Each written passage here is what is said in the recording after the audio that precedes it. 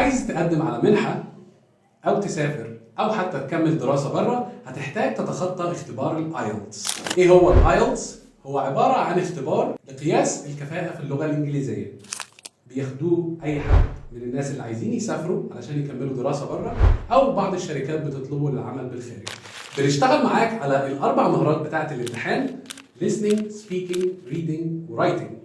وطبعا على حسب نوع الامتحان اللي انت هتاخده، هل هيكون academic أو general.